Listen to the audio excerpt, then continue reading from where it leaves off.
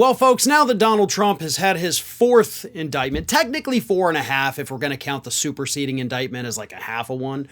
But anyway, Monday evening, Donald Trump was indicted once again, along with 18 other co-conspirators. And by the way, there's also 30 unindicted co-conspirators in the indictment, so that's something to keep an eye on, especially considering the fact that those 30 unindicted co-conspirators could end up becoming indicted co-conspirators at any given moment. But before we get into that, let's talk about the 18 indicted co-conspirators along with Donald Trump. Obviously, we're all aware of Donald Trump, the Rico, conspiracy, fraud, all of that. But it's these other folks that is far more interesting to me. Mark Meadows, Rudy Giuliani, John Eastman, Ken Chesbro, Jeffrey Clark, Jenna Ellis, Ray Stallings-Smith, Sidney Powell, Berg Chaley, Michael Roman, David Schaeffer, Sean Still, Stephen Lee, Garrison, Floyd, Trev, and Cuddy, Misty Hampton, Kathy Latham, Scott Hall. All of these people are now faced with a choice. You can do one of two things and nothing more at this point. Face the prospect of going to jail for a minimum of 5 years because of the racketeering charges. That's what they carry in Georgia, no less than 5 years. Countless legal fees, thousands, hundreds of thousands of dollars in legal fees, or play let's make a deal with the prosecutors. That, of course, is one of the benefits of Rico.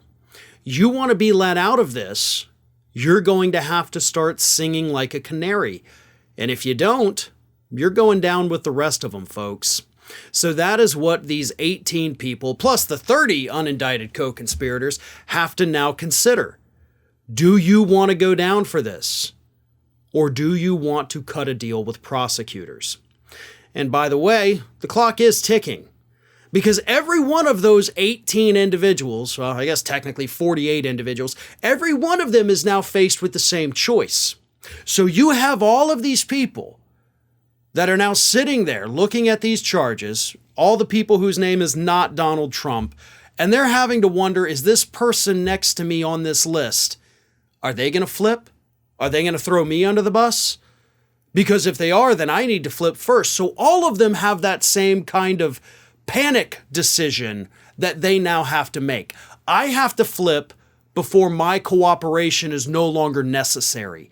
I have to flip before the person next to me in line decides to flip on me.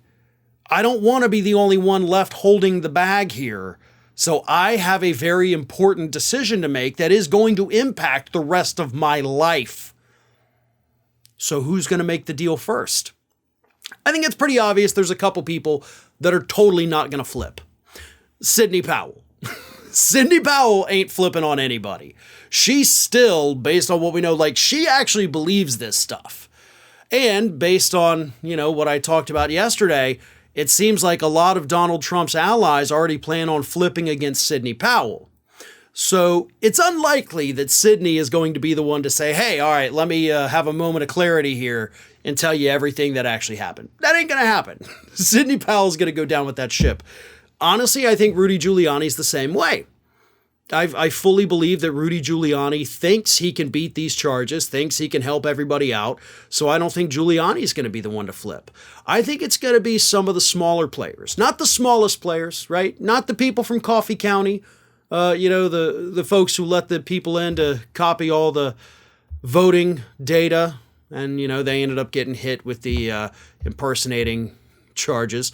But I do think maybe former Republican Party chair in Georgia who was indicted, I think that's a good possibility. Mark Meadows. There's already speculation that Mark Meadows has flipped with Jack Smith and is cooperating with that investigation. Otherwise, he likely would have been indicted along with Donald Trump. And if Mark Meadows is cooperating in that investigation, it's likely that he could end up cooperating in this one to work out a joint deal. So who knows? Because there will, by the way, be plenty of overlap between the two cases.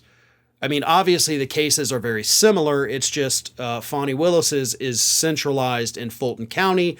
Jack Smith's covers basically everything. So there's a lot of overlap there. So if Meadows is working with Jack Smith, he will likely work with Fani Willis as well. But that's what we know. These individuals, the 48, the 18 indicted, the 30 unindicted, they all have a choice to make, and they don't have much time to make it. You can either be the one left holding the bag, or you can be the one to throw your formerly good friends under the bus. And unfortunately, folks, those are your only two options at this point. Hey everyone, this is Aspen. And did you know that for the low cost of $0 per day, you can subscribe to the Fair and Balanced YouTube channel? We also encourage you to like, comment, and share, but again, click that subscribe button and help Aspen not be so grumpy.